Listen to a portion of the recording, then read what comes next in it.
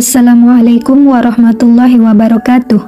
Sahabat Nusa Media, Abu Ibrahim bercerita, suatu ketika aku jalan-jalan di padang pasir dan tersesat tidak bisa pulang. Di sana kutemukan sebuah kemah lawas. Kuperhatikan kemah tersebut dan ternyata di dalamnya ada seorang tua yang duduk di atas tanah dengan sangat tenang. Ternyata orang ini kedua tangannya buntung, matanya buta, dan sebatang kara tanpa sanak saudara. Kulihat bibirnya kumat kamit mengucapkan beberapa kalimat. Aku mendekat untuk mendengarkan ucapannya, dan ternyata ia mengulang-ulang kalimat berikut. Segala puji bagi Allah yang melebihkanku di atas banyak manusia. Segala puji bagi Allah yang melebihkanku di atas banyak manusia. Aku heran dengan ucapannya, lalu kuperhatikan keadaannya lebih jauh. Ternyata sebagian besar panca inderanya tak berfungsi. Kedua tangannya buntung, matanya buta, dan ia tidak memiliki apa-apa bagi dirinya. Kuperhatikan kondisinya sambil mencari, adakah ia memiliki anak yang mengurusinya, atau istri yang menemaninya. Ternyata tak ada seorang pun. Aku beranjak mendekatinya dan ia merasakan kehadiranku. Ia lalu bertanya, "Siapa? Siapa?" "Assalamualaikum, aku seorang yang tersesat dan mendapatkan kemah ini," jawabku. "Tapi kamu sendiri siapa?" tanyaku. "Mengapa kau tinggal seorang diri di tempat ini, di mana istrimu, anakmu, dan kerabatmu?" lanjutku. "Aku seorang yang sakit. Semua orang meninggalkanku, dan kebanyakan keluargaku telah meninggal," jawabnya. "Namun ku dengar kau mengulang-ulang perkataan, 'Segala puji bagi Allah yang melebihkanku di atas banyak manusia.' Demi Allah, apa kelebihan yang diberikannya kepadamu, sedangkan engkau buta, fakir, buntung, kedua tangannya, dan sebatang kara," ucapku. "Aku akan menceritakan kepadamu, tapi aku punya satu permintaan kepadamu. Maukah kau mengabulkannya?" tanyanya. "Jawab dulu pertanyaanku, baru aku akan mengabulkan permintaanmu," kataku. "Engkau telah melihat sendiri betapa banyak cobaan Allah atasku, akan tetapi segala puji bagi Allah yang telah melebihkanku di atas banyak manusia. Bukankah Allah memberiku akal sehat, yang dengannya aku bisa memahami dan berpikir?" "Betul," jawabku. Lalu katanya, "Berapa banyak orang yang gila?" "Banyak juga," jawabku. "Maka segala puji bagi Allah yang telah melebihkanku di atas banyak manusia," jawabnya. "Bukankah Allah memberiku pendengaran yang dengannya aku bisa mendengar azan, memahami ucapan, dan mengetahui apa yang terjadi sekelilingku?" tanyanya. "Iya, benar," jawabku.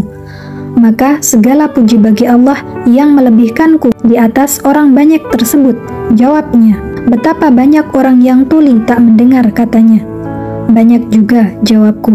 "Maka segala puji bagi Allah yang melebihkanku di atas orang banyak tersebut," katanya lagi. "Bukankah Allah memberiku lisan yang dengannya aku bisa berzikir dan menjelaskan keinginanku?" tanyanya. "Iya, benar," jawabku. "Lantas berapa banyak orang yang bisu, tidak bisa bicara?" tanyanya. "Wah, banyak itu," jawabku.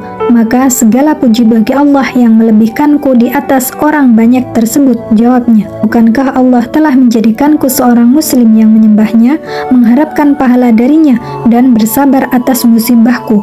tanyanya. "Iya, benar," jawabku. Lalu katanya, "Padahal berapa banyak orang yang menyembah berhala, salib, dan sebagainya, dan mereka juga sakit. Mereka merugi di dunia dan akhirat." "Banyak sekali," jawabku. "Maka segala puji bagi Allah yang melebihkanku di atas orang banyak tersebut," katanya. Orang tua itu terus menyebut kenikmatan Allah atas dirinya satu persatu, dan aku semakin takjub dengan kekuatan imannya.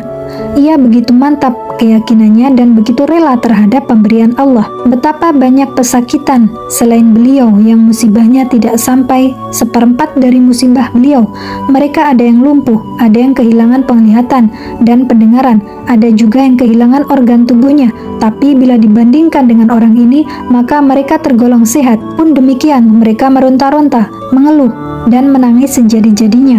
Mereka amat tidak sabar dan tipis keimanannya terhadap balasan Allah atas musibah yang menimpa mereka, padahal pahala tersebut demikian besar.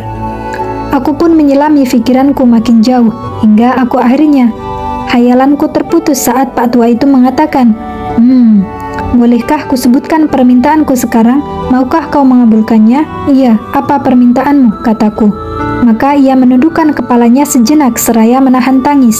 Ia berkata, "Tidak ada lagi yang tersisa dari keluargaku melainkan seorang bocah berumur 14 tahun. Dialah yang memberiku makan dan minum, serta mewudukan aku dan mengurusi segala keperluanku. Sejak tadi malam ia keluar mencari makanan untukku dan belum kembali hingga kini. Aku tak tahu apakah ia masih hidup dan diharapkan kepulangannya, ataukah telah tiada dan kulupakan saja. Dan kamu tahu sendiri keadaanku yang tua renta dan buta yang tidak bisa mencarinya." Maka aku tanya ciri-ciri anak tersebut dan ia menyebutkannya. Maka aku berjanji akan mencarikan bocah tersebut untuknya. Aku pun meninggalkannya dan tak tahu bagaimana mencari bocah tersebut. Aku tak tahu harus memulai dari arah mana. Namun tatkala aku berjalan dan bertanya kepada orang di sekitar tentang bocah itu, nampaklah olehku dari kejauhan sebuah bukit kecil yang tak jauh letaknya dari kemah si Pak Tua. Di atas bukit tersebut ada sekawanan burung gagak yang mengerumuni sesuatu. Maka segeralah terbetik di benakku bahwa burung tersebut tidaklah berkerumun kecuali pada bangkai atau sisa makanan. Aku pun mendaki bukit tersebut dan mendatangi kawanan gagak tadi hingga mereka berhamburan terbang. Tatkala aku datangi lokasi tersebut, ternyata si bocah telah tewas dengan badan terpotong-potong. Rupanya seekor serigala telah menerkamnya dan memakan sebagian dari tubuhnya, lalu meninggalkan sisanya untuk burung-burung. Aku lebih sedih memikirkan nasib Pak Tua daripada nasib si bocah. Aku pun turun dari bukit dan melangkahkan kakiku dengan berat menahan kesedihan yang mendalam. Haruskah ku tinggalkan Pak Tua menghadapi nasibnya sendirian, ataukah ku datangi dia dan ku kabarkan nasib anaknya kepadanya? Aku berjalan menuju kemah Pak Tua. Aku bingung harus mengatakan apa dan mulai dari mana. Lalu terlintaslah di benakku akan kisah Nabi Ayub alaihissalam. Maka aku temui Pak Tua itu dan ia masih dalam kondisi yang memprihatinkan seperti saat ku tinggalkan. Ku ucapkan salam kepadanya dan Pak Tua yang malang ini demikian rindu ingin bertemu anaknya. Ia mendahuluiku dengan bertanya, "Di mana si bocah?" Namun kataku, "Jawablah terlebih dahulu. Siapakah yang lebih dicintai Allah, engkau atau Ayub alaihissalam?" "Tentu Ayub alaihissalam lebih dicintai Allah," jawabnya. "Lantas siapakah yang di antara kalian yang lebih berat ujiannya?" Tanyaku kembali. "Tentu Ayub," jawabnya. "Kalau begitu berharaplah pahala dari Allah, karena aku mendapati anakmu telah tewas di lereng gunung. Ia diterkam oleh serigala dan dikoyak-koyak tubuhnya," jawabku. Maka Pak Tua tersebut tersedak-sedak seraya berkata, "La ilaha illallah," dan aku berusaha meringankan musibahnya dan menyabarkannya. Namun sedekahnya semakin keras hingga aku mulai menalkinkan kalimat syahadat kepadanya hingga akhirnya ia meninggal dunia. Ia wafat di hadapanku, lalu kututupi jasadnya dengan selimut yang ada di bawahnya. Lalu aku keluar untuk mencari orang yang membantuku mengurus jenazahnya. Maka aku dapati ada 3 orang yang mengendarai unta mereka. Nampaknya mereka adalah para musafir. Maka aku panggil mereka dan mereka datang menghampiriku.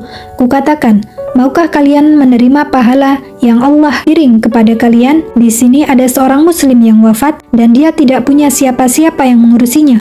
Maukah kalian menolongku memandikan, mengkafani dan menguburkannya?" "Iya," jawab mereka. Mereka pun masuk ke dalam kemah menghampiri mayat Pak Tua untuk memindahkannya. Namun ketika mereka menyingkap wajahnya, mereka saling berteriak, "Abu Kilabah! Abu Kilabah!" Ternyata Abu Kilabah adalah salah seorang ulama mereka. Akan tetapi waktu silih berganti dan ia dirundung berbagai musibah hingga menyendiri dari masyarakat dalam sebuah kemah lusuh. Kami pun menunaikan kewajiban kami atasnya dan menguburkannya. Kemudian aku kembali bersama mereka ke Madinah. Dalamnya aku bermimpi melihat Abu Kilabah dengan penampilan indah. Ia mengenakan gamis putih dengan badan yang sempurna. Ia berjalan-jalan di tanah yang hijau. Maka aku bertanya kepadanya, "Hai Abu Kilabah, apa yang menjadikanmu seperti yang kulihat ini?" Maka jawabnya, "Allah telah memasukkanku ke dalam jannah dan dikatakan kepadaku di dalamnya, salam sejahtera atasmu sebagai balasan atas kesabaranmu. Maka inilah surga sebaik-baik tempat kembali." Kisah ini diriwayatkan oleh Imam Ibnu Hibban dalam kitabnya.